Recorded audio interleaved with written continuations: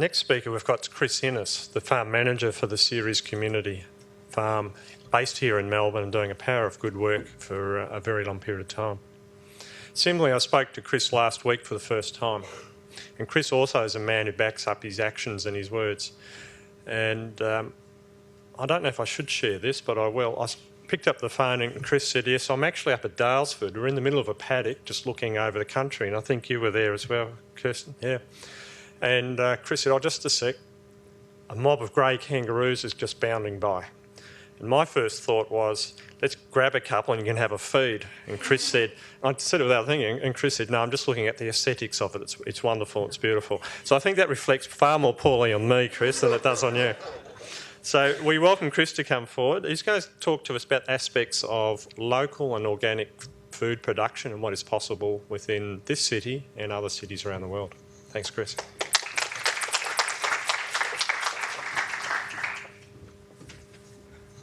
Thanks, Chris. I'm as fond as a kangaroo steak as anyone. All right. My name's Chris Ennis, and I'm the manager of the organic farm at CERES in the fair food business. Thanks for having me here today. I was thinking about talking about, maybe turning Melbourne into Havana, Cuba. After, they had an artificial peak oil in the 90s and had to turn the city into a giant garden, basically, to feed themselves. But I thought I'd get a little bit more close to home and a little bit deeper, perhaps, at an issue below growing a lot of food in the city and supplying ourselves. So I'm going to start off with a little exercise. I want you to stand up. If you... Wait. This is conditional. If you had grandparents or close relatives who were farmers when you were growing up. Okay, I want you to stay standing up or stand up now if you still have close relatives, brothers or sisters, who are growing food and making their living as farmers today. Okay, so that's about right. So 100 years ago, in 1900, 1 out of 7 of us, yeah, you can sit down now. We're farmers. 1 in 7 of us were farmers. Today, 1 in 33 of us are the people who grow our food. Now, what we have achieved in agriculture, and our modern agriculture, is amazing. It's what 600 generations, 12,000 years worth of farmers dreamed of, a cheap, abundant food supply. But it's come at a cost. Once, we intimately knew the cycles of the season. We knew the phases of the moon, the tides, the names of the stars. We knew how to care for animals. We knew how to build soils and save seeds. We knew when to plant. We knew what plants healed us and what plants harmed us. We knew the names of wild animals and birds and fish and reptiles and insects, the times they would come to us and the times they would leave us, the times we needed to hunt them and the times we could leave them alone.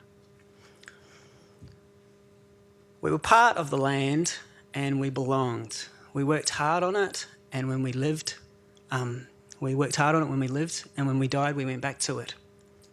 But when we moved to the cities and towns, we started to lose that, and we started to disconnect from those things we knew before. And I think beyond growing a lot of food in our cities and getting into that side of providing for ourselves, whether it's, with the technology that we're demonstrating at CERES with aquaponics and some of the intensive city-based growing things, I think what we really need to address is how we reconnect with the natural world. So I'm going to introduce to you the most radical, the most dangerous, outrageous activity we can undertake to address this. I'm going to tell you about something that we can talk about dealing with habitat destruction, soil depletion, climate change, and the pollution of our oceans and rivers. I'm talking about growing veggies and chooks at home. I'm serious. Hands up, anyone who grows food or keeps chooks at home here, even if it's in a pot, even if it's a pot of herbs. All right, how does that make you feel? What are your highlights from doing that? Eggs?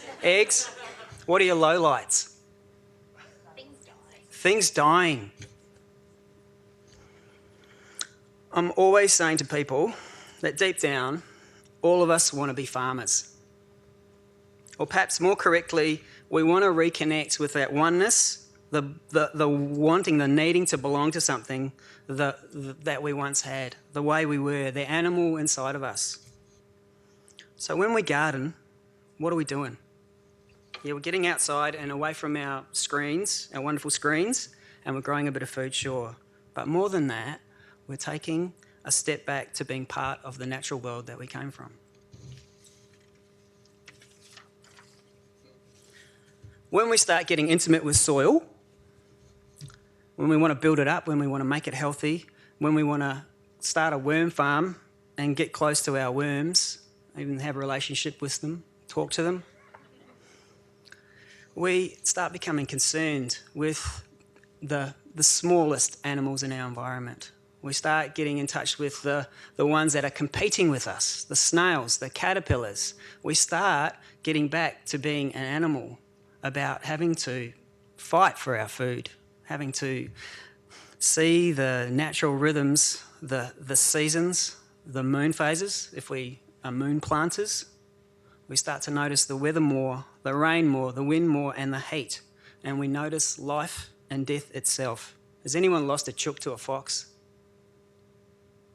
Oh, look, there's a few nods out there. It's traumatic. It's traumatic, but it's life. It's life and death. And when we lose a chook, when we lose a tomato or a lettuce, did anyone lose food in the Black Saturday in their garden on Black Saturday? Did anyone have food in their gardens decimated? Yeah. I lost a whole worm farm. It was baked. I was deeply upset. When we lose a crop to frost or hail or heat, or when a fox kills your backyard chooks, we begin to understand a little of what farmers go through. We start to appreciate how hard it is to produce beautiful food or meat for market week in and week out, year after year, no matter what the conditions. We start to have a little insight, and we have the basis to have a conversation with a farmer. When we go to a farmer's market or a roadside stall, we can appreciate, say, the cherry farmer who's expecting a good crop 1 year out of 4, and we can start to get a little insight to how that must feel to see that whole crop, 3 years out of 4 being lost to hail or wind or hot weather or too much rain. When we grow our own, we suddenly become concerned with the methods that we grow. We start to think about soaking the leaves of our lettuces with chemicals to kill the bugs, and we start to think about the lettuces we buy from the shops about, okay, has this been grown that way? We start to think about the fertilisers that we put on and whether they're natural, whether they're compost, whether they're building the soils or depleting the soils. And we start to think about the food that we buy, whether it's grown in the same way. When we raise our own animals, we're inclined to give them space.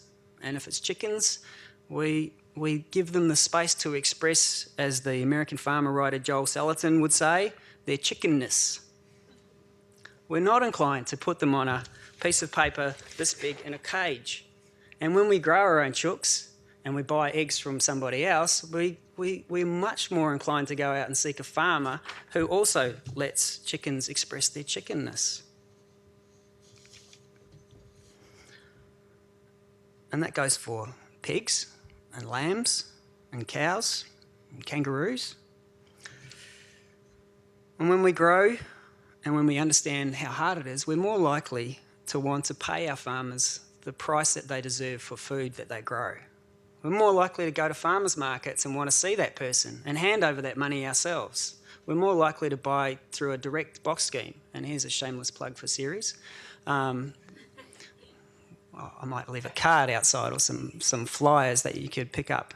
Or any sort of direct scheme where a farmer gets the whole, either retail or the highest wholesale price that they deserve, because we share that. We share that journey with them. And when we garden, perhaps most importantly of all, we model for our children.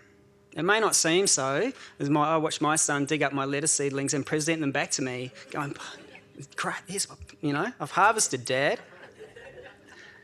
And it was the same with myself. My father grew a huge veggie garden when I was a kid, and my my biggest concern about that garden was if I could get the snow peas and the strawberries before my brothers and sisters, and whether I could blow his cabbages up with my firecrackers.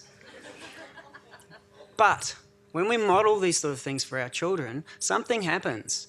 And I've heard this again and again, and it happened to me. In my mid-20s, a switch flipped, and I walked like a robot out to my backyard, dug up the grass and started planting tomatoes.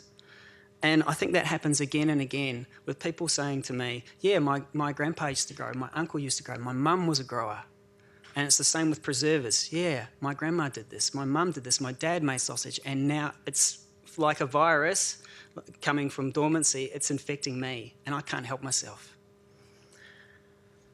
When we grow food, it connects us with our neighbours, for good or bad, you know. It's fantastic getting that zucchini passed over the fence for the first time, maybe not for the 5th time or the 20th time. But when I get a present from a person who's made a chutney from plants they've grown or sourced from a local farmer, the joy and the effort and the taste from that person's effort is better than any bought present that they could give me.